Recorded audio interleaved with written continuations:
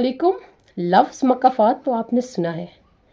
आज जो हम करते हैं ना, तो कल वही चीज़ लौट कर हमारे पास आती है मकाफ़ात अमल, और यही है अल्लाह का निज़ाम अदल।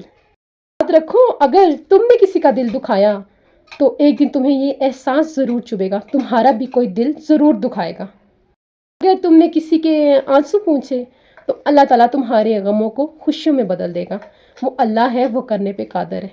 कुरान मजीद में अल्लाह ताला फरमाता है, तुम जैसा करोगे वैसा ही तुम्हारे साथ किया जाएगा। सूरतुल अल-ज़लज़लात आयत नंबर 7 आयत। इसीलिए नेकी करो, चाहे कोई देखे ना देखे, अल्लाह ताला तो देख रहा है।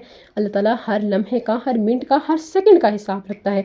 और कभी किसी के साथ बुरा मत करना, जो करोगे वही भरोगे। अगर आज किसी के साथ अच्छा करोगे तो कल तुम्हारे साथ इंशाल्लाह अच्छा होगा, और अगर किसी के साथ बुरा करोगे, अपनी नीयत बुरी करोगे, तो कल तुम्हारे साथ भी वैसा ही होगा। जज़ाकल्लाह खैर।